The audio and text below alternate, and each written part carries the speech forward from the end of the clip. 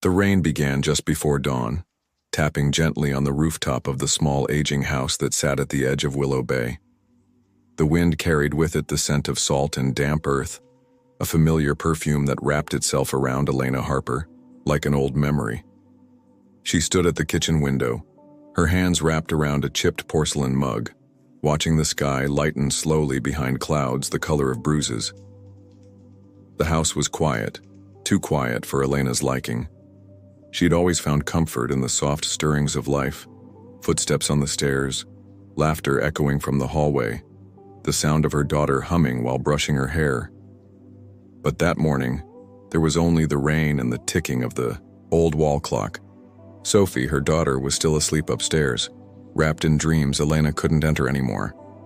At 13, Sophie had already begun to pull away, bit by bit, word by word, into a world where Elena was no longer the center.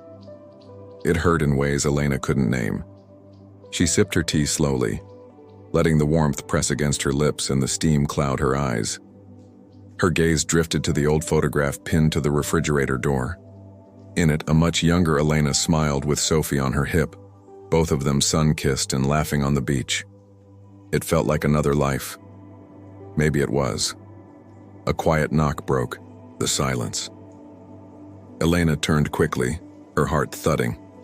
No one came by this early, not since her husband, Robert, had passed 6 years ago. She set the mug down and moved cautiously to the front door. She opened it to find a small envelope lying on the mat. No one was there. She picked it up, hands trembling slightly, and turned it over. There was no name, just her address in careful, unfamiliar handwriting. She hesitated for a moment, then slipped a finger under the flap and pulled out a single sheet of paper. The words were few, but enough to chill her more than the morning rain. She will ask, one day soon. Be ready to tell her the truth. Elena's breath caught. She looked up, scanning the street, but the mist swallowed everything in sight. Whoever had left the letter was already gone. She stood there for a long time, the letter in her hand, the sky above weeping softly. Upstairs, Sophie stirred, unaware that her world was about to shift, and that the mother she thought she knew carried a truth she'd buried for years. Sophie Harper opened her eyes to the pale gray light filtering through the curtains. The rain was still falling, a soft, steady rhythm that matched the ache in her chest, one she didn't understand but always felt in the quiet moments. She lay there for a while, staring at the ceiling, listening to the house. It used to be filled with warmth, pancakes sizzling on Sunday mornings, her mother's laughter, the shuffle of slippers in the hall. Now everything felt muted, like the world had turned down its volume. Or maybe Sophie had. She finally sat up, brushing her dark hair away from her face. 13 felt heavier than she thought it would. She wasn't a little kid anymore, but she didn't feel like a teenager either. Just stuck. Between questions she couldn't ask and answers no one would give. She pulled open her closet door, her eyes flicking past the familiar clothes. Something caught her eye. A box, dusty and forgotten, tucked behind an old pair of rain boots. She didn't remember seeing it before. Curiosity stirred in her chest. She knelt and dragged the box out, coughing at the dust cloud it released. It wasn't locked, just taped shut. She peeled the tape carefully, almost reverently, and lifted the lid. Inside were old photographs, newspaper clippings, and letters. She picked one up, a picture of her mother, younger, standing next to a man Sophie didn't recognize. He had a half-smile and dark, thoughtful eyes. On the back, in faded ink, were the words, Elena and M, Seaside, August 1993. M. Sophie whispered. She turned to another letter, this one addressed to My Dearest E. The handwriting wasn't her father's. Sophie's stomach flipped. She knew her father had died when she was 7, but her mother never talked about him. Not really, just vague stories, no detail, no real memories, and never any mention of this man, M. She wanted to know more. She needed to. Downstairs, she heard footsteps. Her mother was moving again, probably pouring another mug of tea, watching the Rain like she always did. Sophie hesitated, then carefully placed everything back into the box, except the photo of her mom and the man. She tucked that one into her journal, behind the drawing she'd done last week of a woman staring into the ocean. She sat there for a long moment, staring at her door. Today wasn't the day to ask, but the day was coming. By the time Sophie made her way downstairs, Elena had already folded the mysterious letter and slipped it into the drawer beneath the toaster, an old hiding spot from the days when she'd stashed overdue bills and forgotten recipes. She knew it was foolish to keep the letter, but part of her couldn't let it go. It was a warning, maybe even a threat, though it was unsigned and silent. But more than that, it was a reminder. The past had teeth, and it hadn't forgotten her. She heard Sophie's footsteps creak down the stairs and forced a breath through her lungs. When Sophie entered the kitchen, Elena offered a soft smile. "Morning, sweetheart." Sophie nodded, not quite looking at her. She moved to the cabinet, pulled down a cereal bowl and poured some Cheerios with mechanical slowness. Her silence filled the room like fog. Elena took a sip of tea. "Did you sleep all right?" Sophie shrugged. "Fine, just one word." That's all Elena got these days. When had it started? She couldn't remember the last time they'd talked the way they used to, curled up under blankets, sharing dreams and stories, even their silly fears. Now it was like they were speaking from opposite ends of a canyon, shouting over a void neither could cross. Sophie sat at the table, pushing her cereal around with her spoon more than eating it. "Something on your mind?" Elena tried gently. "No." But Elena saw it, something flickering behind her daughter's eyes. Curiosity? Guilt? A secret? Her gaze drifted to Sophie's journal, peeking from the edge of her hoodie pocket. That journal had become Sophie's safe haven. Elena respected it, even when she wanted to peek inside and understand the storm swirling beneath her daughter's quiet. "You're quiet today," Elena said after a pause. "I'm always quiet." Elena winced inwardly. True, and her silence felt more like distance with each passing week. Sophie stood suddenly, dumping her barely touched cereal into the sink. "I'm going to the library." "In this weather?" "I don't mind the rain." Elena nodded slowly. "Do you want a ride?" Sophie shook her head, already pulling on her raincoat. "I'll walk." She was almost out the door when Elena said softly, "Sophie?" Sophie turned, her hand still on the doorknob. "I love you."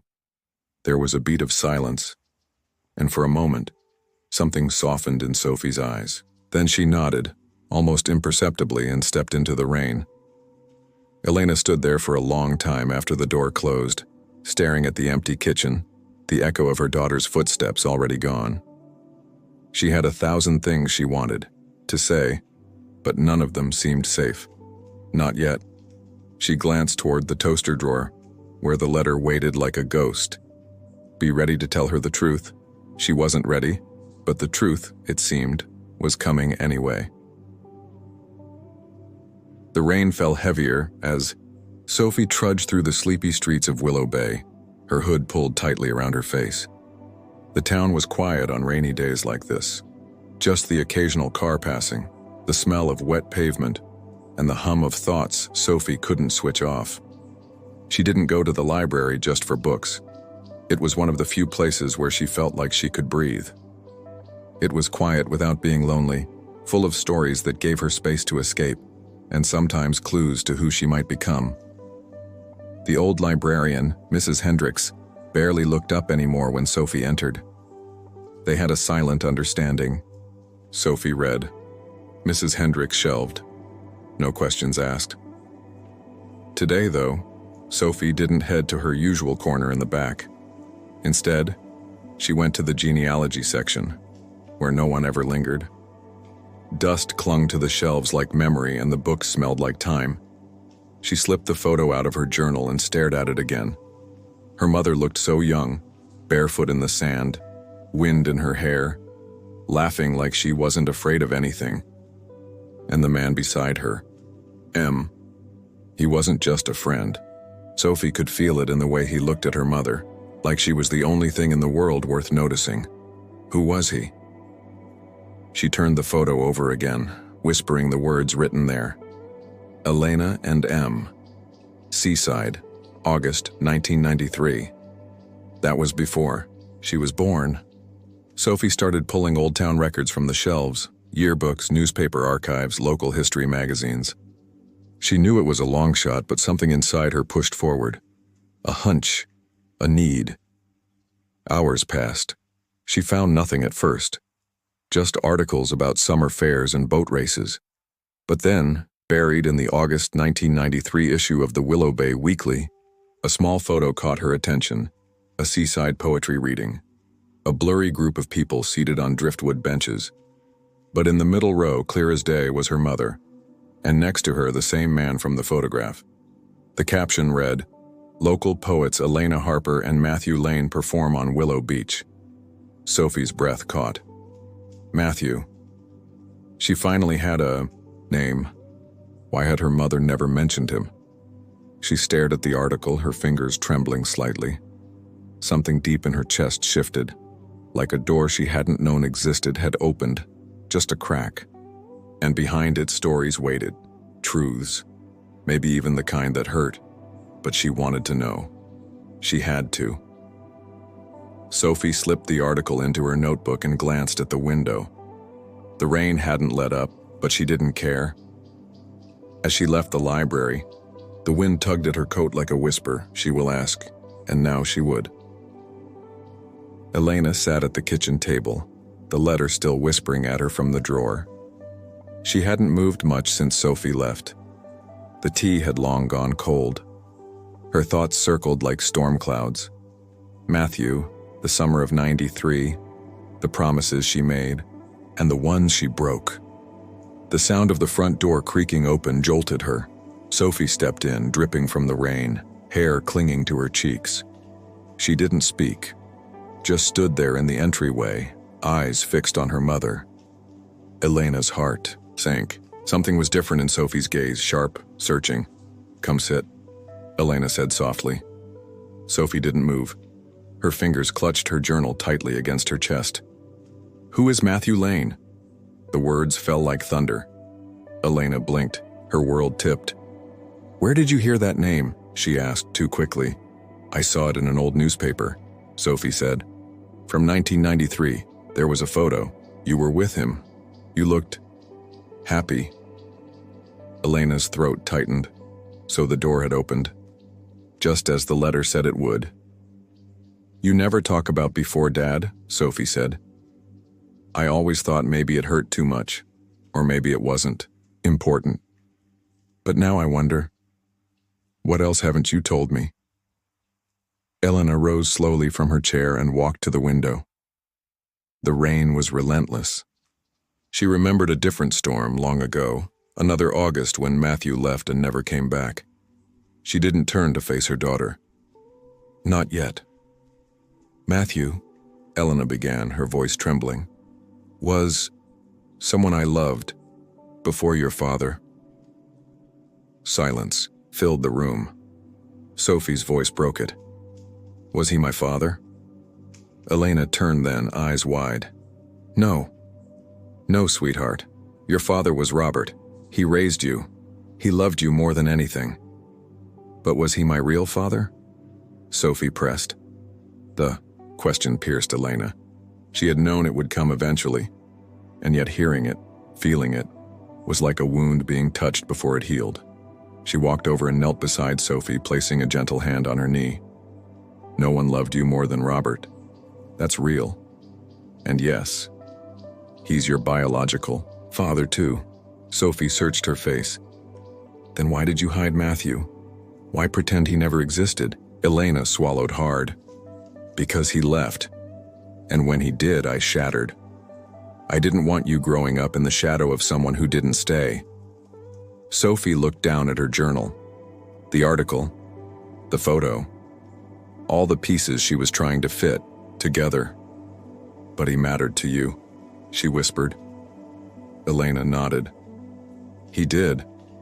And maybe that's the part I never forgave myself for, that he mattered so much." and then disappeared without a word. Outside, the rain softened. Sophie sat still, not pulling away but not leaning in either. Between them, the space shifted, no longer filled with silence but something else. The beginning of truth. "Will you tell me about him?" Sophie asked. Elena looked at her daughter, so much like her at that age, full of fire and questions. And for the first time in years, she said, "Yes, but not all at once, it's a long story." Sophie nodded. "I have time," she said. That evening, Elena found herself sitting on the living room couch with a cup of hot cocoa between her hands and a heaviness pressing on her chest. Sophie sat across from her, cross-legged in the armchair, her journal resting in her lap, though she hadn't opened it again. They didn't speak for a while. The only sound was the low hum of the storm outside and the ticking of the grandfather clock in the hall. Elena stared into her mug. "I haven't spoken his name in nearly 20 years. Sophie didn't rush her. Elena drew in a slow breath. "Matthew Lane was the first person who saw me for who I was, not what people expected me to be." Sophie blinked. "What do you mean?" Elena looked up, her eyes shimmering with the weight of memory. "I grew up here just like you, but back then this town was smaller, tighter, and much louder when it came to what girls were supposed to be. My parents had this plan for me: marry a safe man, work a safe job, live a quiet life. Then Matthew came along one summer out of nowhere, a poet from the city visiting his aunt who ran the local bookstore. He was like fire and wind and stories." Sophie leaned in slightly. "So he wasn't from here?" "No," Elena said, smiling sadly. "That was part of what made him so different. He read books I'd never heard of. He quoted lines from memory and talked like everything mattered. With him, it was like the world expanded." "Did you fall in love?" Elena's voice caught. "Fast, deep, and it terrified me." Sophie hugged her journal to her chest. "What happened?" "We spent the summer together, late nights by the water, reading aloud, dreaming. I thought we'd leave together, start a new life somewhere far from here. But then, one morning, he was gone. No goodbye, no letter, just gone." Sophie frowned. "That doesn't make sense. If he loved you—" "I told myself a dozen reasons why he left," Elena said softly. "Maybe he got scared. Maybe something happened. Maybe I misread everything. But the truth? I don't know. He never came back.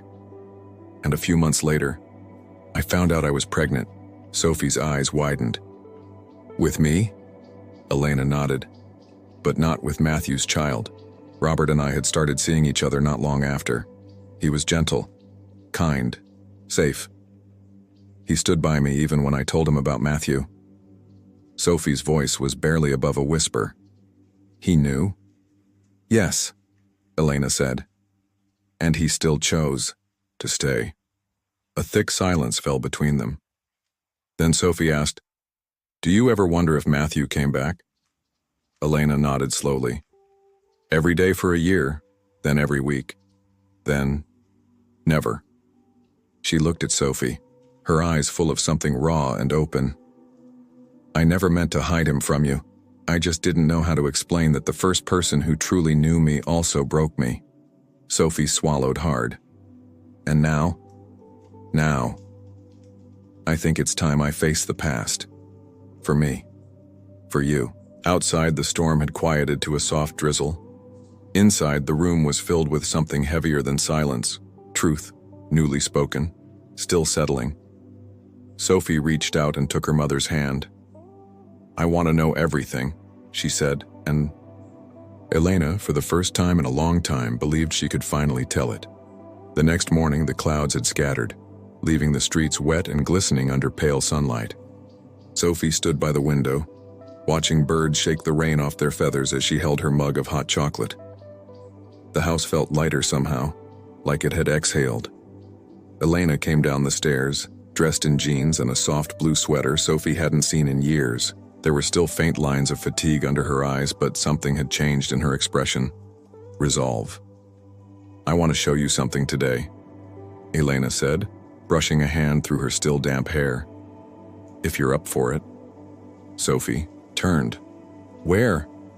Elena hesitated. Across the bridge, into town. There's an old bookstore. It used to be someone's home. Sophie knew immediately. Matthew's aunt? Elena nodded. She owned the paper lantern. It closed years ago, but sometimes I still walk past it. Sophie grabbed her notebook and jacket without another word. The bridge into the heart of Willow Bay creaked slightly under the weight of the car. As if remembering every crossing before, Elena kept her eyes on the road. Sophie watched her mother's knuckles tighten around the steering wheel every time they passed a place she once knew too well. They pulled up in front of a weather-worn storefront wedged between a thrift shop and an antique store. The faded sign above the window still read "The Paper Lantern" in peeling gold paint. Its display window was dark, filled with dust and a few long-forgotten books sun-faded beyond recognition. They stepped out. The building smelled faintly of sea salt and old wood. The wind stirred a loose shutter above the doorway. I haven't been here in nearly 15 years, Elena murmured. Sophie ran her fingers over the window glass. Do you think his aunt is still alive? I don't know, Elena said. She was old even back then, but she loved Matthew like he was her own. A sound startled them both, a key turning. From behind them, an elderly man in a dark sweater appeared at the door of the antique store. You're looking for the lantern? He asked. Elena turned, startled. Yes, I used to come here. He studied her, then smiled faintly. Elena Harper, right? She blinked. How do you know me? My mother was Margaret Lane, he said. Matthew's aunt. She passed a few years ago. I've been handling her estate. Sophie's heart thumped. The man extended a hand. Daniel Lane, Matthew's cousin. Elena reached out, her hand trembling. He never came back, she said, her voice catching.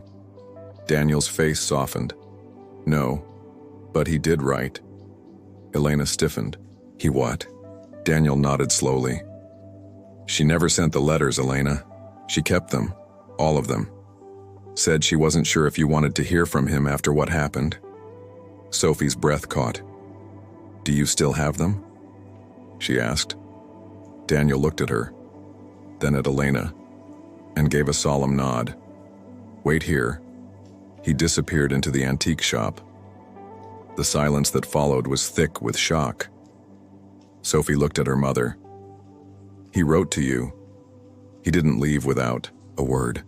Elena's eyes filled with tears, her hands shaking now. He tried. When Daniel returned, he held a small wooden box, its surface smooth with age. These were meant for you, he said, offering it to Elena. Her fingers closed around the box like it was a living thing. She stared at it, then looked at Sophie, her voice barely a whisper. I'm not sure I can read them alone. Sophie stepped closer. You don't have to. And together, mother and daughter turned toward a past neither of them truly understood, but one they would now uncover, letter by letter. Back home, the wooden box sat between them like a sacred artifact. Neither Elena nor Sophie spoke as Elena slowly opened the creaky lid. Inside were two neat bundles of letters, tied with faded ribbon. One red, one blue. A faint scent of old. Paper and lavender drifted out, and for a moment Elena just stared. I didn't know they existed, she whispered. All this time. Sophie gently touched the top letter. Which one will you read first? Elena reached for the blue bundle, older, worn at the corners. She untied it, her hands shaking, and picked up the first envelope. It was dated August 1, 1993, a week after the last night she and Matthew had spent together. She opened it. Her breath caught. Then she read aloud, Elena, I don't know how to start this without sounding like a coward, but maybe I am one. I left because I was scared. Scared of how much I loved you. Scared I'd ruin you like I've ruined everything else in my life. You talked about leaving town together, but I couldn't let you do that. You deserve more than a boy with a suitcase and no plan. I thought if I left quickly, maybe it would hurt less for you. I see now how foolish that was. I wanted to be braver. I tried to be. I wrote you a dozen times already, tore every letter up. Maybe you hate me. Maybe you've already forgotten me. But if you haven't, if some small part of you still wants to hear my voice, I'll be at the beach on the 30th, at sunset, just once, just to say what I didn't say before. Matthew. Elena's hands were trembling now. She stared down at the letter like it might burst into flames. I never saw this, she whispered. Sophie leaned forward, heart pounding. You never went to the beach that day? No, Elena said, stunned. I thought he was gone for good. I thought he didn't care. Her voice broke. Sophie reached for her mother's hand. He came back for you. Elena nodded slowly, her eyes brimming. And I never knew. They sat in silence for a long time, the weight of mist, chances pressing down between them. Then Sophie asked, Can we read the next one? Elena hesitated, then nodded. Yes. She picked up the second letter, dated September 2nd, 1993, but before she opened it, Elena paused and said quietly, This changes everything. Sophie looked at her, her voice soft and full of something new, hope. Or maybe, she said, it just begins everything again. Elena opened the second letter with the care one might give to a butterfly that had fallen from the sky. The pages were thinner now, the ink beginning to fade with time. But Matthew's voice was still there, alive in the looping lines, still aching with things unsaid. She read aloud, Elena, you weren't there. I waited, until the sky turned the color of your laugh, until the tide swallowed my footprints. I waited until I knew I'd made the biggest mistake of my life. But maybe I was too late. I don't blame you. You should hate me. I left you when you needed me most. I walked away when I should have held on. And still, even now, I can't stop thinking of you. You told me once that life gives us only a handful of moments that truly matter. That was mine, Elena. That night, you held my hand and whispered, you would go anywhere with me. And I threw it away. I'm leaving Willow Bay tomorrow. For good this time. But I'll keep writing, even if you never write back. Even if these words disappear into drawers and dust, because I loved you. Because I still do. Malena's hands dropped to her lap as the final words echoed in the room. She sat in stunned silence as though the air had turned to glass. Sophie stared at her mother. You could have met him. If you had known. Elena shook her head slowly, her voice hoarse. I was home that day. I remember hearing the waves from my window. I remember thinking he'd never come back, but he did. And I missed it. The grief in her voice wasn't loud. It was quiet, like snowfall, soft, but suffocating. Sophie whispered, Do you think he kept writing? Elena looked down at the rest of the bundle. Dozens of letters, each one a lifeline thrown into the dark. She brushed her fingers over them and then carefully tied the blue ribbon again. I think we need to read them all, she said. Sophie nodded, but something was shifting inside her. An instinct, subtle but certain. This wasn't just a love story lost in time. This was a mystery, and something about it didn't add up. She stood. I want to find out what happened to him after he left Willow Bay. If he wrote all these letters, why didn't he ever try again? Why did he give up? Elena looked up at her daughter, a spark of fear and hope dancing in her tired eyes. You think he didn't give up? She asked. I don't know, Sophie admitted. But I think someone didn't want you to know he came back. The words hovered in the air like thunder waiting to break. Elena stared at the box. Margaret. Sophie's voice dropped. His aunt. They looked at each other, the same thought burning between them. What if Matthew hadn't vanished by choice? Later that afternoon, after the letters were safely tucked back into their wooden box, Sophie stood at the bottom of the attic ladder, staring up at the hatch in the ceiling. You're sure you want to do this now? Elena asked behind her. Sophie nodded. If Margaret Lane kept those letters hidden, maybe someone else helped her. Maybe there's something in our attic too, something you didn't know was here. Elena hesitated, then slowly nodded. Be careful. That place hasn't been touched in years. Sophie pulled the cord, and the ladder creaked down like an old sigh.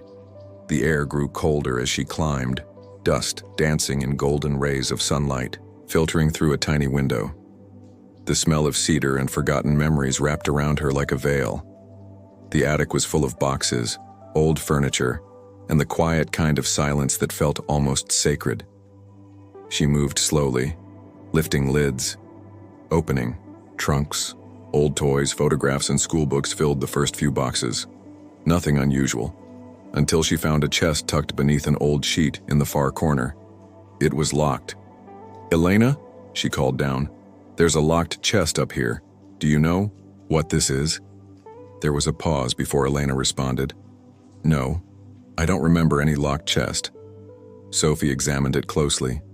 The wood was darker than the rest of the storage furniture, and it had a brass plate with faint initials engraved. Into it, R.H. Dads, Sophie whispered to herself. Robert Harper. She climbed down and returned moments later with a set of keys from Elena's bedroom drawer. Keys her mother said had belonged to Robert. One of them fit. The chest creaked open. Inside, wrapped in wax paper and tied with string, was a thick folder labeled ML Correspondence. Beneath it, more letters, newspaper clippings, a manila envelope labeled Private, Not to be Destroyed. Sophie's heart pounded. Mom, she called. Elena climbed the ladder slowly. When she saw the folder in Sophie's hands, her eyes widened. What is that? Sophie handed it to her. Dad had all this. He knew. They opened the folder together on the floor, the attic thick with dust and emotion. Inside were letters, identical in handwriting to the ones Matthew had written. But these were unopened. And at the bottom of the pile was a single note, written in Robert's familiar handwriting. Elena, I know you may never see these, but I couldn't destroy them. I told myself I was protecting you, protecting what we built, but the truth is I was afraid you'd choose him over me. I'm sorry. I was a coward. If you're reading this, then maybe it's time to forgive the boy you loved, and the man who tried so hard to make you forget him. Robert. Elena sat, still, the words washing over her like waves she couldn't escape. All this time, the past hadn't been buried. It had been hidden. By love, by fear, by someone who couldn't bear to lose her. Sophie looked at her mother. Do you forgive him? Elena wiped her eyes, the ache of years falling down her cheeks. I don't know, but I think I finally understand him. She looked at the attic window where a sliver of light peeked in. And maybe that's the beginning. Downstairs, the evening settled in like a hush after a storm. The attic discoveries had left the house heavy with a new kind of silence. Not one born from pain, but from the weight of truth. Elena sat at the kitchen table with the manila envelope, labeled Private, Not to be Destroyed, in front of her. Her fingers hovered over it, unwilling to break the seal just yet. Sophie entered quietly and placed 2 mugs of tea on the table. I think you should open it, she said gently. Elena met her daughter's gaze. What if it's something I can't handle? Sophie sat beside her. Then we'll handle it together. With a trembling breath, Elena broke the seal and slid out the contents. There was a single photograph. A young Matthew, standing on the beach at Willow Bay, holding what looked like a letter in one hand and a necklace in the other. Behind him, the sun was setting, casting golden shadows on the water. He looked lost, not broken, but hollow, as if waiting for something that never came. Elena's hand flew to her mouth. This was the 30th, she whispered. The day I didn't go. There was a timestamp in the bottom corner, August 30th, 1993, 7:12 p.m. Beneath the photo, a single sheet of paper lay folded in thirds. Elena unfolded it, expecting another letter. But this was different. It was a report from a private investigator. Sophie leaned closer as Elena read aloud. Subject, Matthew Lane. Client, Robert Harper. Surveilled subject on August 30th at 6:45 p.m. on Aing, Willow Bay shoreline. Subject appeared to be waiting. Confirmed identity through local photo records and verbal description from client. Subject remained in location until 7:32 p.m. No contact made with any individuals. Left on foot. Traveled east through town.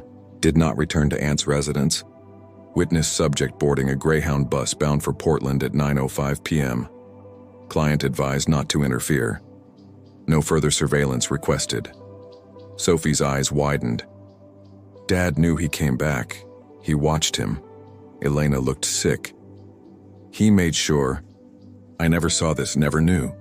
There was one more item in the envelope, a letter addressed to Matthew. It had never been sent. Matthew, I saw you that night. You waited. You looked like everything I still loved and everything I wanted to forget. But I chose safety. I chose what I thought was right. I chose Robert, and I've been choosing ever since. But if I could go back to that night, I wouldn't choose fear. I'd run to you, I'd take your hand, and I'd never let go. Elena placed the letter down as tears streamed down her face. Sophie whispered, He never got this. Elena shook her head. Robert must have found it, and kept it. The truth lay bare between them now. Matthew had tried. Elena had almost answered. But fear, grief, and Robert's silent hand had sealed the past shut like a tomb. Sophie reached across the table and took her mother's hand. You still have the rest of his letters, she said. And maybe it's not too late to know where he went after Portland. Elena blinked slowly, her voice fragile. Do you think he's still alive? Sophie answered without hesitation. We won't know unless we look. And with that, a new question began to form, a quiet, burning hope rising through the ashes of regret. Where in the world had Matthew Lane gone? Sophie had never been to Portland, but she knew it from photos and postcards tucked into the corners of her father's old study. Wide streets wet with rain, bookshops that spilled out onto sidewalks, and coffee shops pulsing with soft music and solitude. It was the kind of place someone might disappear into and stay gone. They arrived on a fog-draped morning, the skyline blurred behind a curtain of mist. Elena hadn't slept on the train. Her eyes were rimmed with red, but her back was straight, her chin lifted with purpose. She wasn't just searching for a man, she was searching for the version of herself she had, buried decades ago. Their first stop was the Greyhound station, rebuilt since the 90s, but still anchored by the same roots. Sophie had done her research, cross-referencing the date and time from the surveillance report with the station's archives. She approached the customer service desk with quiet confidence. Do you keep rider manifests from the early 90s? The man behind the counter looked over his glasses. Officially? No. Unofficially. We might have some microfilm backlogs. You a journalist? No, Sophie said. I'm looking for someone who disappeared in 1993. He boarded a bus from Willow Bay, headed here. He studied her, then sighed. Come back in an hour. If you're lucky, I'll have something. They killed time at a diner down the block, the kind that served bottomless coffee and pies that tasted like stories. Sophie watched her mother toy with her spoon. Are you okay? Elena gave a tired smile. Not really, but I'm more okay than I was yesterday. An hour later, they returned to the station. The man handed them a printed copy of a manifest dated August 30th, 1993. Matthew. Lane was on it, seat 22A, final destination, Ashland, Oregon. Ashland, Elena echoed. Why there? The man shrugged. Small town, theater scene, quiet place to start over. They took the manifest and walked back outside. The clouds had parted just slightly, letting streaks of light touch the wet pavement. Sophie pulled out her notebook. We track him from there. Small towns keep stories. Someone will remember him. Elena clutched the paper like a lifeline. I can't believe how close we were all this time. Sophie looked up. And we're not done yet. They boarded a train to Ashland that afternoon. As they pulled away from Portland, Elena leaned against the window, watching the landscape slip past. Somewhere out there was the man who had waited for her at sunset, the boy with the letter, the love she had lost. But maybe not forever. Ashland greeted them with cobblestone streets, ivy-wrapped lampposts, and a theater square that looked like something out of a novel. Nestled in Oregon's green hills, it was a town that moved slowly, spoke softly, and remembered everything. Sophie and Elena checked into a modest inn near the town center. The room had lace curtains and a view of the Shakespeare Festival Theater. Elena stood by the window for a long moment, her thoughts far away. "You think he stayed here?" she asked. "If he came to disappear," Sophie said, setting down her bag. "This is exactly the kind of place to do it." Their first stop was the Ashland Public Library. Sophie had learned long ago that librarians were the best detectives, in disguise. A woman named Clara greeted them with a smile and a curious glance when Sophie mentioned the name Matthew Lane. Clara frowned thoughtfully. There was a man who came through town around that time, quiet, loner. Went by Matt, I think. Worked backstage at the Shakespeare Festival for a while. Elena's breath caught. "Do you remember anything else about him?" Clara tapped her chin. "He used to wear a red scarf, even in the summer. Said it reminded him of someone." A red scarf. Elena blinked, stunned. "I gave him one. The night before he left Willow Bay." Clara's eyes widened. "Then it must have been him." Sophie leaned forward. "Do you know where he went?" Clara shook her head. "He left town after about a year. No forwarding address. But you might want to talk to Henry Thomas, the old stage manager. He worked with Matt back then. Still lives in town. I can write down his address." They left the library with a spark of hope in their steps and a handwritten note in Sophie's pocket. Henry lived in a small house on the edge of town, where the trees bowed low, and the wind smelled like moss and memory. He opened the door with a cane in one hand and suspicion in his eyes until he saw Elena. "You're her," he said. Elena blinked. "What?" "The girl in the photograph," Henry murmured. "He kept it in his locker. Told me she was the reason he never stopped writing." Elena's knees almost buckled. Henry invited them in, moving slowly, but with purpose. His living room was filled with old playbills, dusty books, and a photograph of Matthew, older, bearded, smiling faintly. "That's from 1994, Henry said. "He stayed here a while. Helped build sets. Always stayed quiet. Always wrote letters late into the night." Sophie's eyes narrowed. "Letters?" Henry nodded. "Every Sunday, like clockwork. He'd walk them to the post office himself. Said he never got replies. But he kept writing anyway." Elena clutched her chest. "Where did he go after Ashland?" Henry sighed. "He left after a fire in the workshop. No one was hurt, but he looked haunted. Said he needed to keep moving. I heard later he might have gone to California, Monterey maybe, but I can't be sure." Elena stared at the photo. "Did he ever mention my name?" Henry nodded. "Once. He said she had fire in her voice, and I left her in the cold." Tears spilled silently down Elena's cheeks. Sophie placed a hand on her shoulder. "We're getting closer." Henry looked between them, then walked to a drawer and pulled out a box. "He left this behind. Told me to burn it if no one ever came looking, but I couldn't do it. Something told me it mattered." Inside the box was a collection of postcards, dozens, never sent. Each one addressed to Elena Harper, but none with stamps. And at the very bottom, a single unopened envelope marked simply, "For her.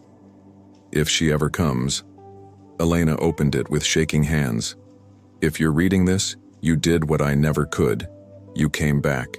I waited for you in every letter, in every town. But after a while, I stopped hoping you'd come. Not because I stopped loving you, but because I started forgiving myself. If you ever want to find me, don't look for the boy I was. Look for the man who never stopped believing you were worth the wait." Sophie whispered. "So what now?" Elena looked up, her eyes burning with new purpose. "We go to Monterey." The train to Monterey glided down the Pacific coast, each mile unspooling the past like film through a projector. The waves crashed endlessly beside them, mirroring the turbulence in Elena's chest. Her hand gripped the box of unsent postcards, as though it held pieces of her soul.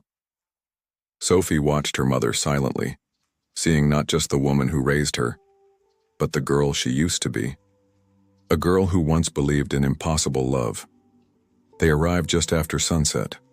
Monterey was wrapped in sea mist and lit by the glow of harbor lights. It smelled of salt, cypress, and fresh starts. Elena stood outside the station, unsure where to begin. "We'll ask," Sophie said gently. "Like we did in Ashland. People remember kindness, and Matthew sounds like someone who left an impression." They checked into a small coastal inn, the kind with seashell lamps and handwritten welcome notes. The next morning they began their search. They started at the local post office, showing Matthew's photo to the clerk.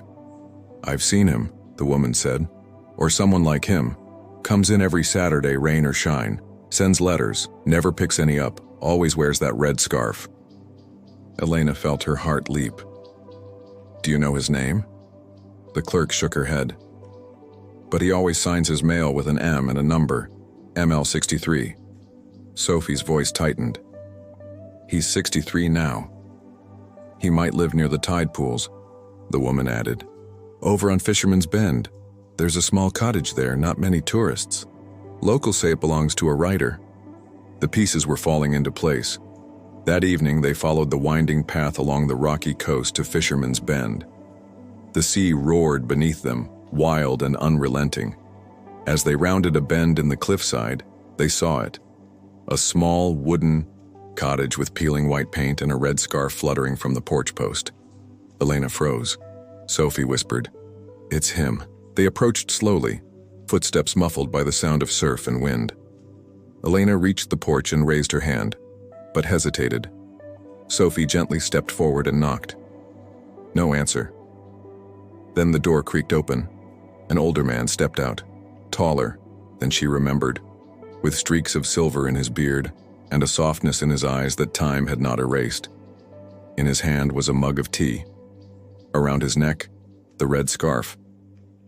For a moment, time collapsed. He looked at her as if she were a ghost, and a prayer answered in the same breath. "Elena?" he said, voice cracking. She couldn't speak, could barely breathe. The years rushed between them like waves, but none strong enough to break the look in his eyes. "It's me," she whispered.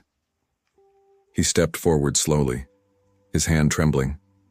"I thought you'd forgotten." "I never did," she said. I didn't know how to come back." "You came," he said, voice breaking, "and then after 32 years, 2 lifetimes, and 1,000 unsent letters, they embraced. Not as strangers, not as regrets, but as people who had finally come home." Inside Matthew's cottage, time had stood still, but not frozen. Instead, it had aged with purpose. The walls were lined with books, sea-washed wood sculptures, and faded maps. A worn desk faced the ocean, cluttered with journals, half-written letters, and a typewriter that looked like it had never stopped working. Sophie sat quietly in a corner, giving space to the moment. Matthew led Elena to a wooden chair across from the fireplace where the kettle steamed gently on a cast-iron stove. "I don't even know where to begin," Elena said, voice trembling. Matthew gave her a faint smile. "Then maybe we begin with the years we lost, one at a time." He stood and walked to a tall, narrow cabinet tucked near the back wall. Opening it, he pulled out a long wooden box wrapped in twine. "I kept them all," he said, placing it on the table. Elena stared at it. "What is it?" He untied the twine and lifted the lid. Inside, hundreds of letters, each one addressed to her, some in envelopes, some just folded sheets, all dated, all written over the span of 3 decades. "I wrote you every week," Matthew said quietly. "After I left Willow Bay, after Ashland, Monterey became the place where I stopped running, but I never stopped writing, even when I didn't send them." Elena reached out, her fingers trembling as she touched the topmost letter. It was dated March 1994. "Elena, today the waves were angry. but I think you'd love the sound of them crashing. I still imagine your voice in the wind. I wonder what your daughter looks like. I wonder if she has your laugh." She covered her mouth with her hand, her eyes welling with tears.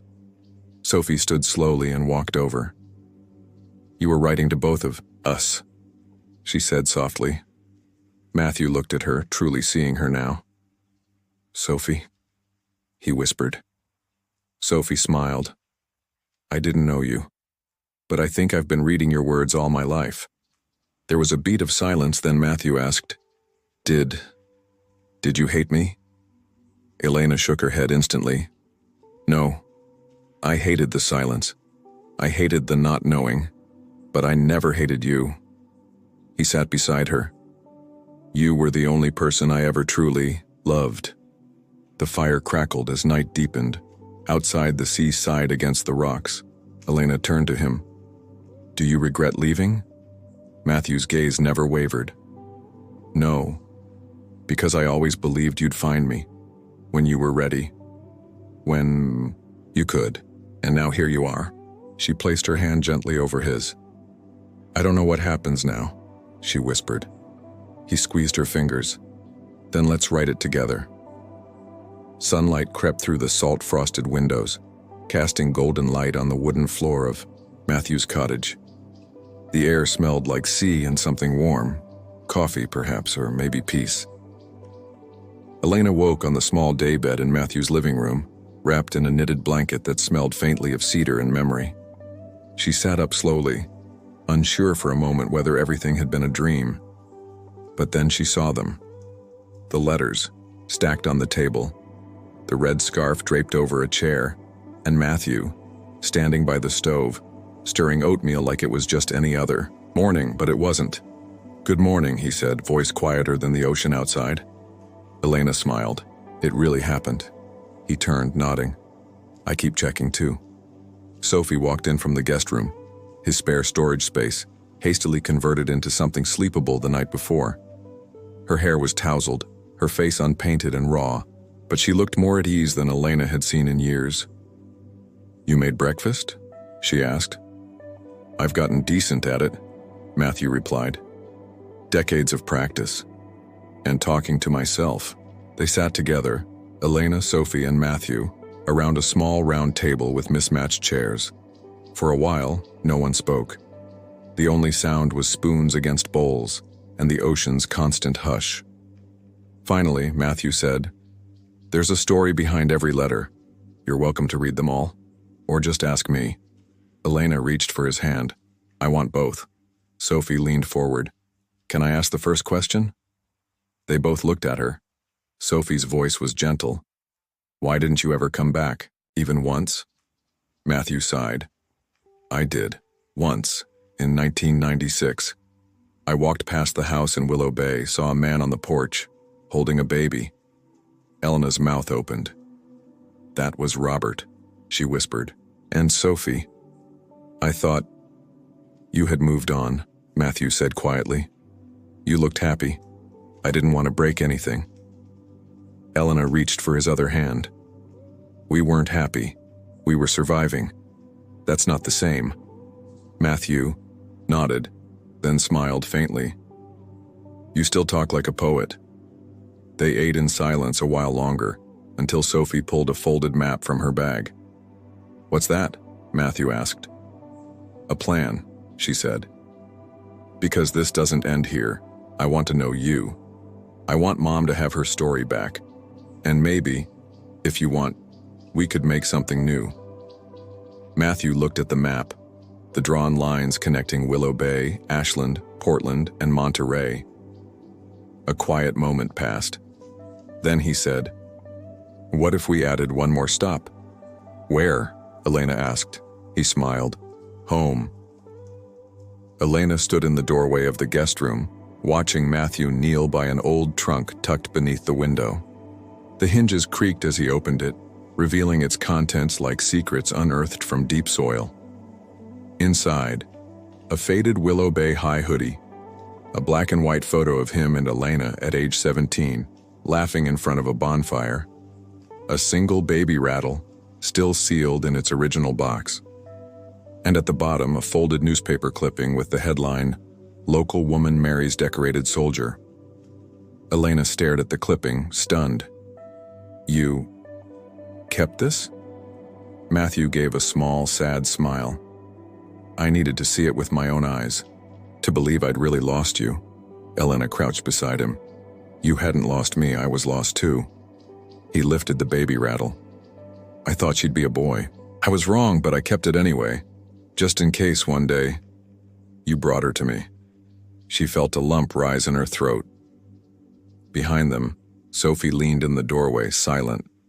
She didn't want to interrupt what felt like the unfolding of sacred pages in a living book.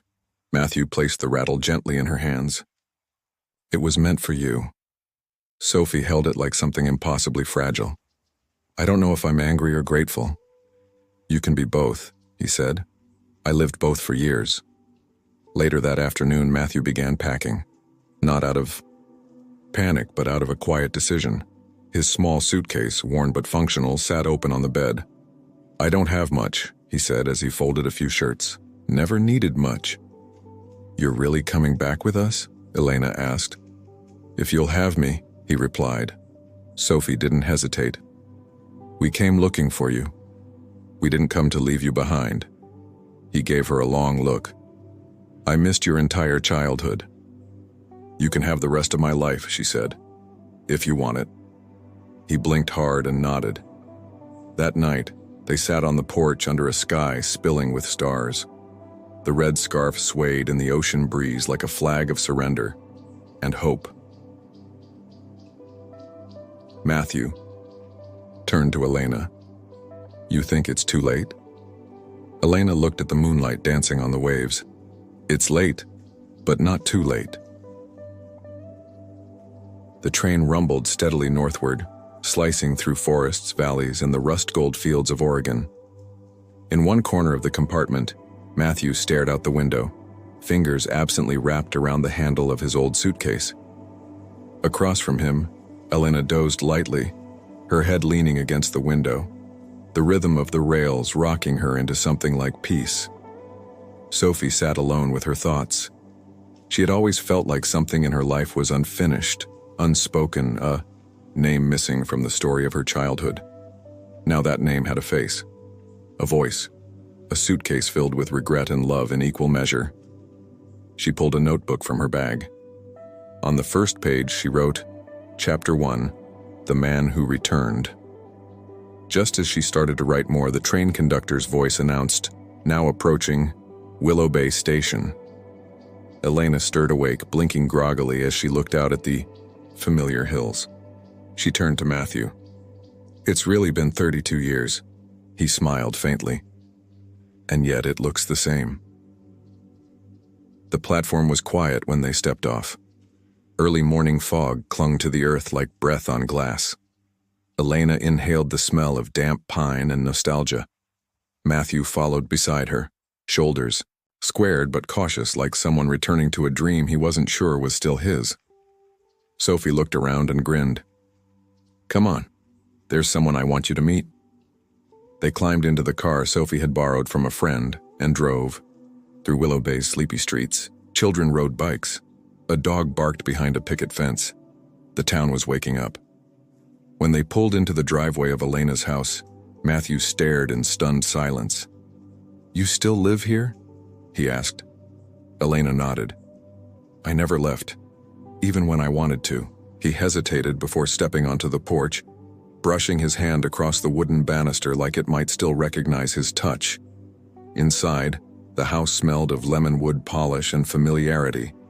The same photo of Sophie as a child still hung in the hallway, next to a photo of Elena, young and radiant on the day Sophie was born.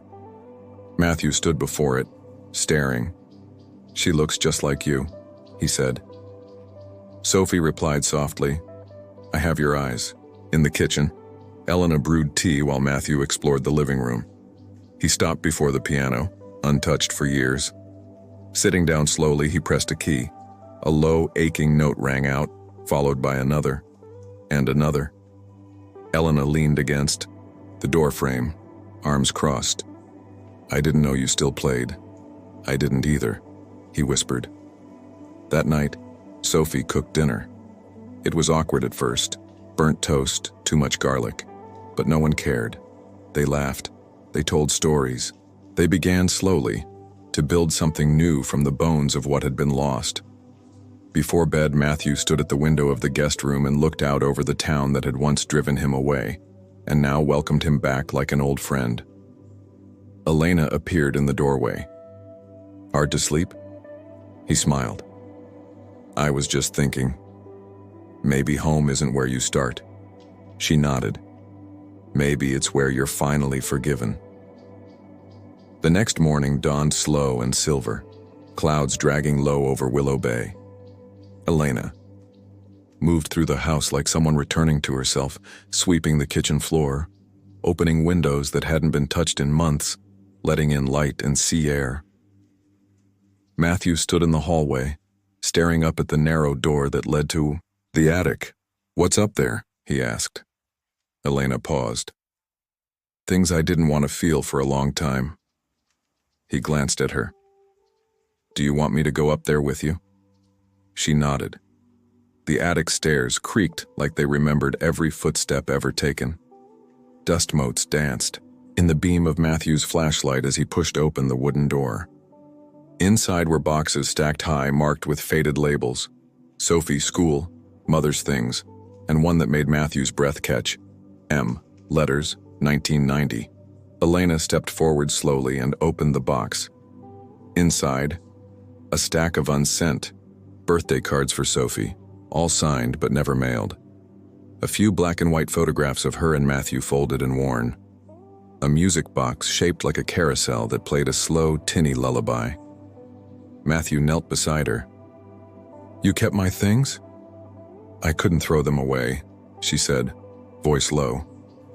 Even when I wanted to forget you. They sat on the attic floor for a long while, knees touching, not saying much, just feeling the weight of time and memory pass between them. Sophie's voice echoed up from below. Mom? Matt? They climbed down, faces lightly dusted, hearts a little heavier but strangely freer. Sophie stood in the living room with her phone in hand. You guys have a visitor. Elena frowned. Who? Before she could answer, the doorbell rang. When she opened it, she gasped. Standing there was Margaret, Elena's estranged sister. Her eyes flicked from Elena to Matthew, then to Sophie. Well, Margaret said stiffly, looks like I missed a few chapters. Elena stood frozen. I heard through the grapevine Matthew Lorne was seen at the train station. I told myself it couldn't be true. But here you are, Margaret said, folding her arms. Elena's voice was shaky. Why are you here? Margaret's gaze softened just slightly. Because we need to talk about Mom's will and about the house, but more than that, she looked at Matthew, then back at Elena. Because maybe it's time we all stopped living in the attic. A tense silence followed, but Sophie stepped in first. We're not the people we used to be, she said. But we're trying. Margaret gave a tight nod. Then maybe I can try too. Elena opened the door wider. Come in. And so for the first time in decades, all the pieces of a broken family stood under the same roof. Awkward, uncertain, but no longer scattered. Margaret stepped into the living room like someone entering sacred ground, eyes scanning the familiar space with a mix of judgment and nostalgia. She hadn't set foot in Elena's house in over 12 years. Same curtains, she muttered. You always did hate change. Elena half smiled. And you always noticed the curtains. Matthew hovered near the doorway, unsure of his role in this unexpected reunion. Sophie, sensing the thick undercurrent between the sisters, quietly took charge. Can I make tea? She offered. Margaret turned, her expression softening just a bit. Still taking care of everyone, huh? Sophie gave a small shrug. Somebody has to.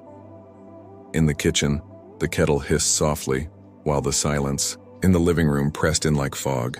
When everyone was seated, Margaret on the couch, Elena in her usual armchair, Matthew across from them with Sophie between, it felt like the first scene of a play they weren't ready to act in, Margaret began. Mom left the property to both of us 50-50. Elena blinked. Even after everything? She said we'd either fix things together or lose it all apart. Margaret's voice cracked, just slightly. Typical of her, really. Still controlling us from the grave. Sophie placed mugs down one by one. Maybe it's not control. Maybe it's a last try. The tension cracked, just a little. Margaret turned to Matthew. I always thought you were the ghost that ruined her. Matthew didn't flinch. I was? No, Elena cut in. He left. That hurt. But I buried myself after that. I let the pain build walls you couldn't climb over. Margaret stared at her sister. Do you know how many times I called and you wouldn't pick up? I wasn't ready to be saved, Elena replied. Not by you, not by anyone. The room went still.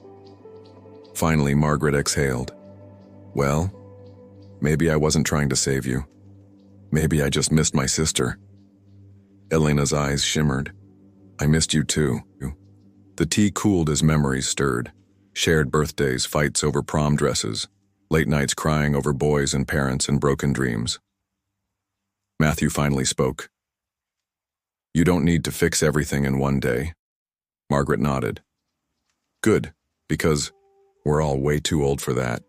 They chuckled, a rare and unfamiliar sound between them. Later, when Margaret stood to leave, she paused at the door. I'm not selling the house, just so you know. Not yet, anyway. Elena raised an eyebrow. What changed? Margaret smiled faintly. Maybe I want to see what happens when ghosts finally sit down at the table. That evening, after Margaret left, the house felt different, less haunted somehow, as if something had been unlocked between the floorboards and the photo frames. Not healed, but beginning. Sophie wandered the upstairs hallway until she stopped, in front of a door that hadn't been opened in years, her childhood bedroom. She hesitated, hand resting on the knob. The last time she'd stepped inside, she'd been 17, furious with her mother for something she couldn't even remember now. She'd packed her things in silence and left for college without looking back. Now she opened the door. The scent hit her first. Old books, faded lavender, and time. The room was frozen in soft memory. Sky blue walls, shelves still filled with her teenage paperbacks, a corkboard of old concert stubs and pictures with friends she barely spoke to anymore. Journal lay on the nightstand. She picked it up carefully, dust lifting from the leather cover. Inside were entries in her own handwriting, scrawled in purple ink. Mom's tired again. She says it's just work, but I heard her crying last night. Sometimes I wonder if Dad ever thinks about us. I wish she would just tell me the truth. Whatever it is, I can handle it. Sophie sat on the bed and ran her hand along the worn comforter. Downstairs, Elena stood quietly in the kitchen, washing the same mug over and over. She glanced up when she heard the soft creak of floorboards above. Matthew entered, drying his hands on a towel. She's in her old room? Elena nodded. She kept everything, Matthew said softly. I saw her face when she opened the door, like it was a museum of a girl she used to be. I didn't change it, Elena murmured. I told myself it was for when she visited, but really, it was because I couldn't let go. Matthew stepped closer. She's still that girl. She just learned how to hide it better. Upstairs, Sophie pulled out an old photo from a shoebox. It was one she'd never remembered seeing before.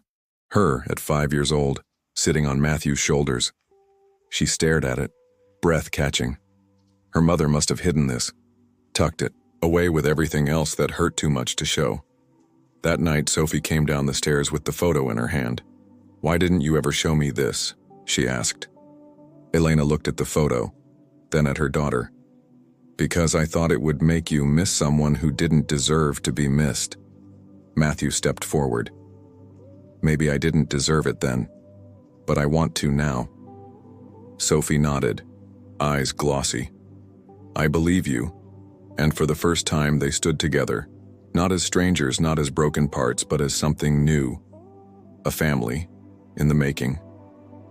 The next morning, sunlight spilled into the kitchen like a quiet promise.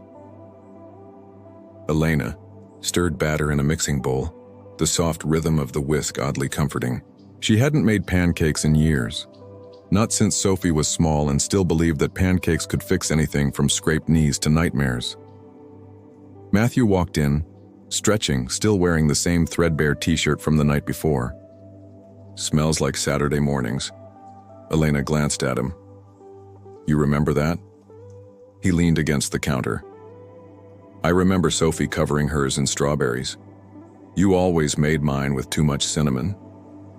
You always said there's no such thing," he grinned. "Still true."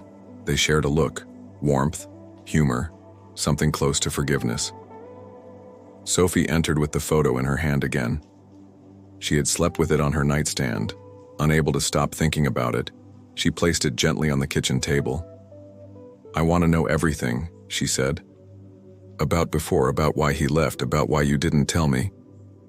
Elena set the whisk down slowly. "Sit, please." They sat at the table, the skillet sizzling quietly in the background. Elena folded her hands. "I was 23. We weren't ready. Not for a baby, not for each other. But when you came into the world, everything changed for me." Matthew nodded. "And I panicked. I was scared I'd fail her. Scared I'd become my own father." Sophie leaned in. "So you left?" "Left," Matthew said, voice cracking. "I joined the military. Told myself I was doing the right thing, but every birthday I missed tore another piece out of me." Elena looked down. "I never told you because I thought it would protect you.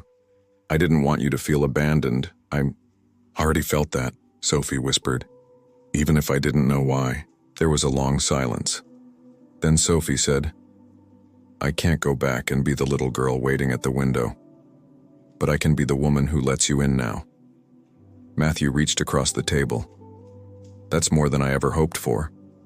The pancakes were a little too brown around the edges, but no one complained. They ate together, forks clinking against plates, syrup pooling like sunlight. And in the quiet comfort of that meal, something began to shift. Not dramatically, but steadily. A new rhythm. A beginning stitched out of broken threads. That afternoon, the rain came softly. Just a whisper against the windows, like a reminder, from the past, that not everything broken had to fall apart violently. Some things just faded quietly, if you let them. Sophie wandered into the attic again, this time alone. She knelt by the dusty boxes she and Matthew had opened days ago and dug deeper. Under the stack of unsent birthday cards, beneath old photographs, and folded newspaper clippings, she found a bundle tied with red string. Letters. Her name was on them, Sophie, written in a slanted, uncertain hand. The postmarks were from military bases all over the world. Texas, Okinawa, Berlin, Ankara. She untied the string slowly. Letter number 1, dated June 4th, 2001. "Dear Sophie, you're probably too young to read this now, but maybe someday your mom will let you. Or maybe I'll be brave enough to send it. You had your first birthday last week. I don't know if you like cake or if you cried when they sang. I imagine you smiled. I like to think you smile like your mom." Sophie's hands trembled. Letter, Tharur 7, dated October 14th, 2005. "You started school, didn't you? I wonder if you like books. Your mom always did. I hope you raise your hand too much. I hope you talk too loud. I hope you dream big." Letter number 12, dated May 20th, 2012. "I saw a girl at a train station today who looked just like you might. She had your eyes. Or maybe I imagined it. I wanted to say something, but I didn't. I never do. I've become a ghost, and ghosts don't speak." Sophie pressed the letters to her chest. She hadn't known. Downstairs, she appeared in the living room with the bundle in her arms. Elena, curled up with a book, looked up. "I found these," Sophie said. Elena's face went pale. "I meant to tell you, I kept them because I didn't know what to do. They started coming years after he left. No return address. I didn't even open the first few." Sophie nodded. "I'm glad you didn't throw them away." She turned to Matthew, who had just entered from the porch, damp from the rain. "You wrote to me. she said softly. He looked at the bundle and slowly lowered himself into the armchair across from her. Every year, he said. Sometimes twice. Sometimes I wrote after nightmares. Sometimes when I missed you so badly I couldn't breathe. I never expected you to read them. But writing them kept me tethered. She handed them to him. Read one, out loud. He hesitated, then took the top letter and unfolded it. Dear Sophie, it's Christmas. I saw a star tonight that reminded me of your name. I don't know what you've asked Santa for this year, but I hope you get it. If I could give you anything, it would be this: to know you're loved, even from far away, even from silence. His voice cracked by the end. Sophie reached for his hand. No one said a word. They didn't need to. Because sometimes love isn't loud. Sometimes it's a letter in a box. Sometimes it's just being there when the silence finally breaks. The next few days passed gently, like the calm after a storm. No more shouting, no slamming doors, no more walking on eggshells. Instead, there were quiet dinners at the round table in the kitchen, games of Scrabble no one tried too hard to win, and the sound of old records playing in the background. Billie Holiday, Sam Cooke, and occasionally Sophie's playlists that made Elena raise an eyebrow but secretly enjoy. One evening, Elena found herself staring at a crack in the ceiling while Sophie braided her hair on the porch. You know, Elena said, you used to do this when you were little. Every night before bed, said you wanted to make Mama pretty. Sophie smiled, twisting the strands with gentle fingers. You always were, just tired. Elena's throat tightened. I didn't mean to let that tiredness weigh on you. Sophie finished the braid and tied it with a ribbon. I carried it because I thought if I didn't, everything would fall apart. And did it? Sophie looked out at the waves rolling toward the shore. For a while. But maybe things have to break before we know how much we need to fix them. Inside, Matthew was going through more of his letters, scanning them into a folder on the old desktop computer in the study. He didn't want them lost again. He planned to print a few, bind them, and give them to Sophie when the time was right. He also found something else tucked between the pages of his oldest journal, a photograph of a teenage Elena, holding baby Sophie in one arm and flipping off, the camera with the other hand, laughing. He stared at it for a long time. That night over dinner, Matthew asked the question that had been building quietly in his chest. Can I stay? Elena looked up from her plate. Stay? In Willow Bay? I've been traveling for so long I forgot what it means to belong somewhere, and I'd like to learn. Here. With you. With her. Sophie didn't speak at first. She looked at her mother. Elena said nothing for a long moment, then placed her hand on Matthew's. You can stay, but you have to show up every day, no more disappearing. I won't, he said. I don't want to be the ghost anymore. Sophie raised her glass of water. To showing up. They clinked glasses gently, and the clink was more than just sound. It was an agreement, a vow, a quiet kind of healing. It was chilly that morning, the kind of cold that came quietly with the coastal wind, salted, soft, and just sharp enough to make you reach for something warm. Sophie stood at the edge of the porch, wrapping herself in a scarf she hadn't seen in years. A pale yellow knit, stretched out in some places, still carrying the faint scent of lavender. Her mother had made it when she was 8. I thought, you lost that, Elena said, stepping beside her with a cup of tea in hand. I did, or maybe I just didn't know where to look. Sophie tugged the scarf closer. It was in the bottom of that old trunk in the attic, wrapped in one of your sweaters. Elena took a slow sip, eyes fixed on the distant waves. I remember knitting that scarf while waiting for a call from the hospital. Grandma had just gone in for surgery. I was scared. Knitting kept my hands busy. Sophie turned to her. Why didn't you ever tell me that? I didn't want you to associate it with fear. I wanted it to feel like comfort. Sophie touched the fabric again, as if understanding it for the first time. It does. But I think knowing the truth makes it warmer. Later that day, Matthew asked Sophie to go with him to the local hardware store.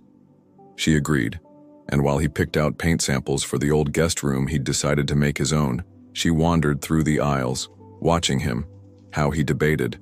Over eggshell white versus pearl cloud, how he whistled when he thought no one was listening. "You're nesting," she teased. He laughed. "I guess I am." "Feels weird." "Feels right," he said. They left the store with 2 cans of paint and a toolbox. Matthew swore he didn't need, but bought anyway. On the way home, Sophie asked, "What are you most afraid of?" Matthew didn't answer immediately. "Missing. More time," he finally said. "Now that I've got a second chance, the thought of wasting even a day terrifies me." Sophie nodded. "Me too." When they got home, they found Elena on the back porch, mending a torn quilt with slow, precise stitches. "What's that one from?" Matthew asked. Elena smiled. "Our wedding. Your grandmother made it. It's been through fire, rain, and 3 houses. I figured if it's still around, it deserves a little mending." Matthew sat beside her. "You know, that's how I feel about us." Elena looked up, eyes glassy but not falling. "Then help me sew." They stitched in silence. Sophie stood in the doorway watching them. The scarf still around her neck, the soft yellow catching the last of the day's light.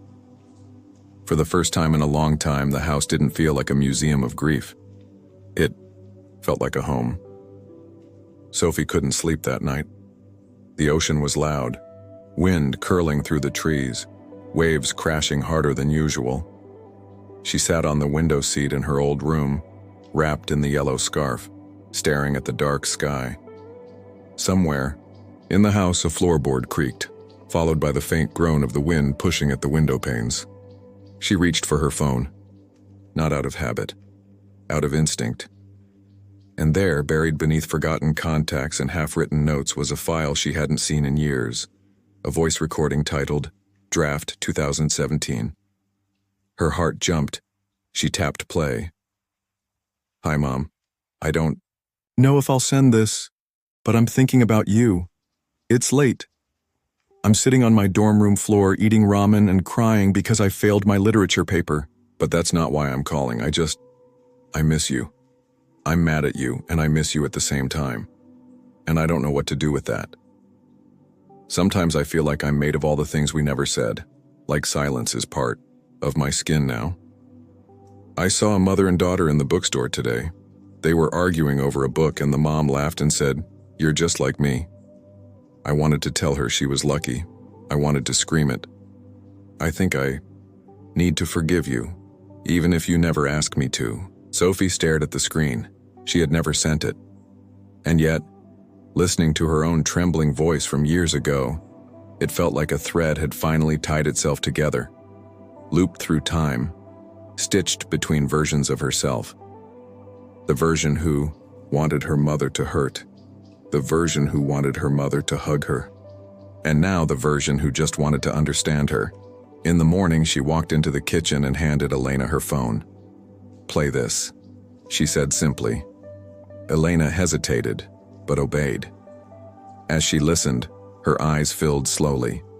She covered her mouth, one hand gripping the edge of the counter to keep from falling apart. When it ended, she looked up. "You never sent this?" Sophie shook her head. "I was afraid it would break you." Elena stepped forward and pulled her into an embrace. "Sweetheart, I was already broken. That message would have helped glue me back together." They held each other for a long time, and when they finally pulled apart, Elena whispered, "Say it again. Not the anger, not the hurt, just the last part." Sophie looked into her eyes. "I forgive you." It wasn't loud, it wasn't dramatic, but it was everything. Sophie woke to the smell of cinnamon and orange peel, her mother's signature scent for special occasions. She blinked at the soft morning light streaming through the curtains.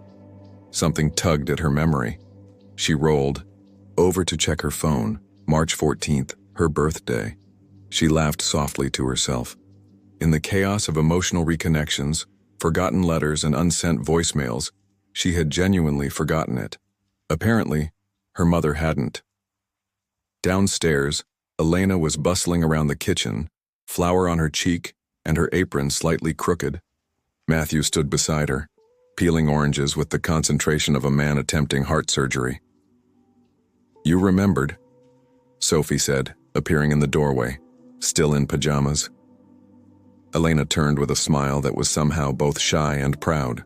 "I've missed too many birthdays. I wasn't going to miss this one." Matthew added, "We had a plan. It wasn't a good plan, but it involved pancakes, this time without burning them. And no cinnamon in mine," Sophie teased. He groaned, never living that down. The three of them sat at the table, and for the first time in years, Sophie blew out candles while both her parents were in the room. No awkward pauses, no tension in the air, just warmth. After breakfast, Elena handed Sophie a small box. Inside was a delicate gold locket, oval-shaped, etched with a simple vine pattern. Inside, on one side, was a baby photo of Sophie, chubby cheeks and gummy smile. On the other side was a folded piece of paper carefully tucked in. Sophie opened it, in her mother's handwriting. "You were never hard to love.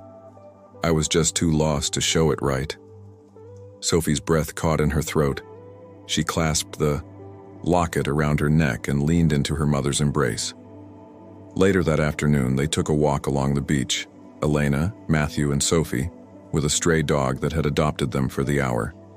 The sky was clear, and gulls swooped overhead. The wind was sharp, but not cruel. They didn't talk much, they didn't have to.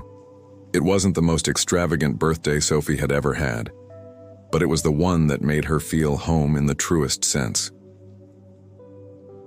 A few days after Sophie's birthday, Elena stood in the backyard staring at the small plot of earth she once called a garden. It had long since gone wild, vines choking the roses, the herbs overtaken by weeds, the soil hardened from seasons of neglect. She had planted it with care once during her first year as a mother. It was her attempt to grow something beautiful, something lasting. But like so much else, it had been buried under exhaustion and silence. Sophie joined her, carrying 2 mugs of tea. "You thinking of reviving it?" "I was," Elena said, "but I didn't know where to start." Sophie sipped her tea, then set the mug down. "Then let's start together." They pulled on gloves, fetched the old spade and trowel from the shed, and spent the morning reclaiming the garden. It was hard work, digging through stubborn roots, pulling out memories clinging like ivy. But they laughed through the sweat, their hands caked in dirt, their hair whipped around by the wind. Matthew came outside with a pitcher of lemonade and stood at the edge of the garden. "You two planning to raise a jungle?" he asked. Sophie grinned. "Maybe, but one we can control, this time." He joined in, planting new seedlings alongside them. Rosemary, basil, snapdragons. The kind of plants that needed attention, yes, but gave back more than they took. That afternoon, as they washed up at the kitchen sink, Sophie noticed something tied to the cupboard handle. A silk ribbon, frayed at the ends, the kind used to wrap gifts long ago. "Where did this come from?" she asked. Elena looked at it, paused, then smiled. "Your grandmother used to tie those around things she loved, to remind herself not to forget them." Matthew spoke up. "Like a memory marker?" "Exactly," Elena said. "She tied one to her violin case, another to the chair she used to sit in while reading to me. When she passed, I found dozens of them, on doorknobs, windows, recipe books, like a trail of love left behind." Sophie touched the ribbon gently. "Maybe we should start our own." From that day on, they began tying ribbons, soft colored reminders on everyday objects. A blue one on the porch swing where Sophie and Elena often sat and talked. A green one on Matthew's new toolbox. A white one on the photo of the 3 of them, now framed on the mantel. Small acts, quiet ribbons. But slowly, the house filled with markers, not of loss, but of moments worth keeping. The attic had always been a forgotten space, dusty, full of boxes, and haunted by the scent of time.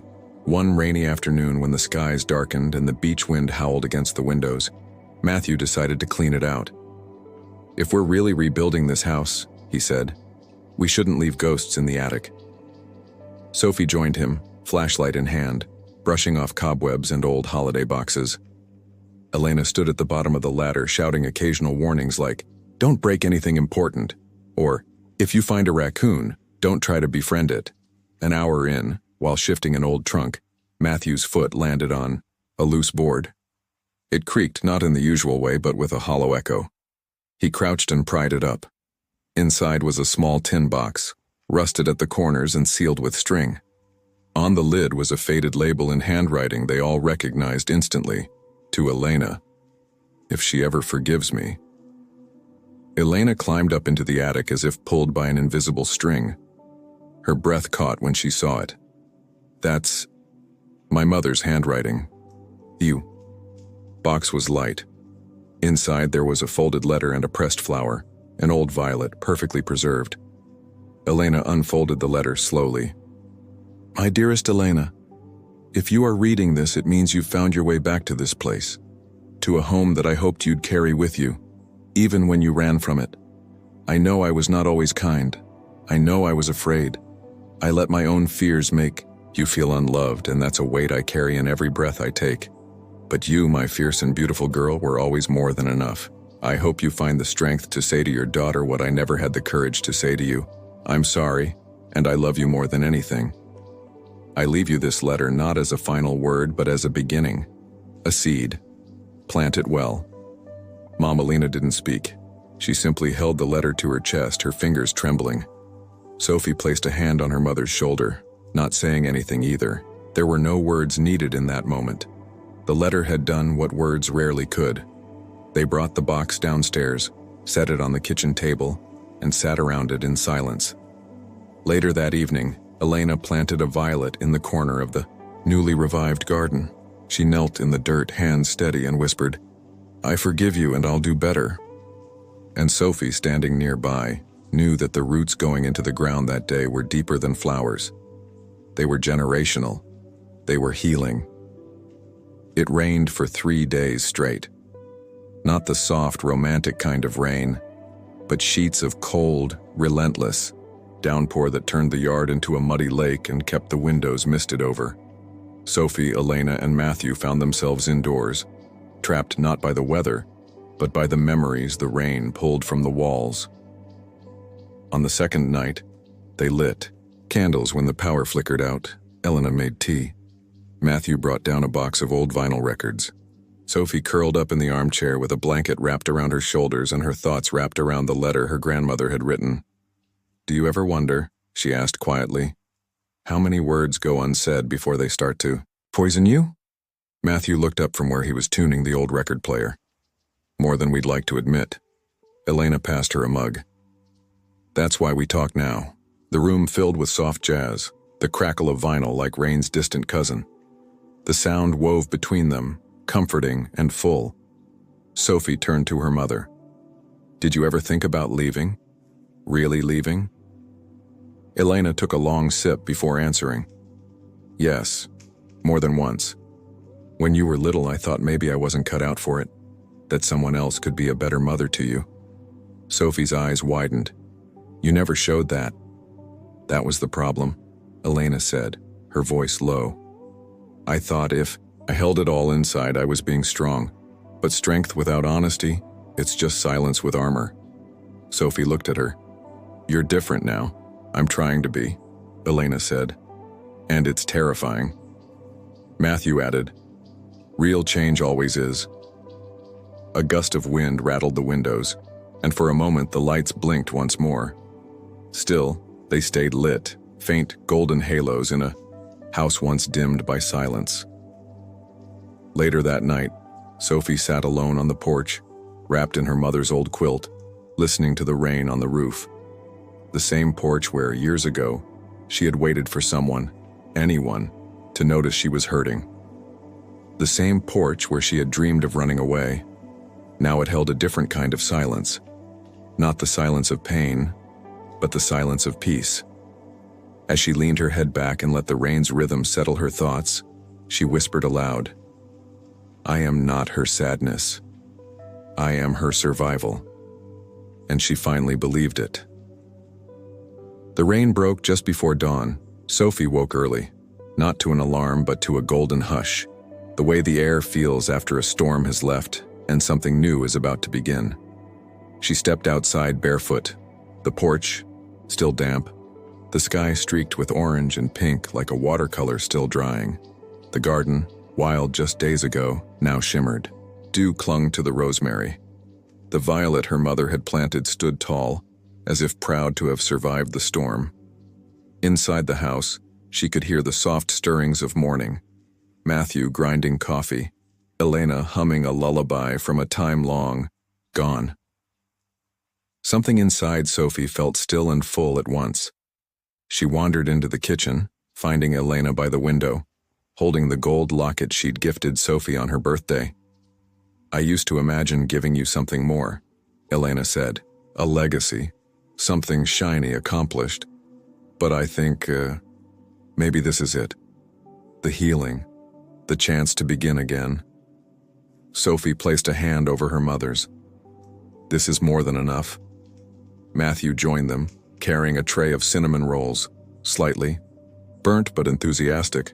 "I tried," he said with a sheepish grin. "You're improving." Sophie laughed, tearing one apart and taking a bite. "Kind of." As they ate, Elena pulled out an old photo album. Not the curated one from the living room shelf, but the messy one. Creases in the covers, pages falling out, sticky notes stuck between photos with scrawled handwriting like, "Sophie's first tantrum, age 3, lasted 47 minutes. The sweater mom ruined but pretended was on purpose. Matthew's science fair disaster 2004. They flipped through it together, the past not a wound, but a thread. One photo caught Sophie's eye. It was of her mother holding her as a baby, sitting beneath the apple tree in the yard. Her mother's eyes were tired but soft. There was no smile, just a kind of quiet love that had been buried under years of grief and misunderstanding.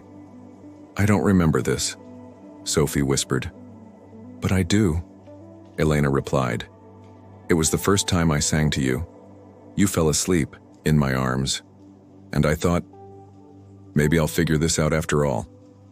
Sophie closed the album. "I think you did." Outside, the first bees buzzed lazily over the new blossoms. The world had not changed, but something inside them had. They didn't speak of the storm again, they didn't need to, because when the light came back, it brought with it the truth that some families break and stay broken, but some break and learn how to rebuild.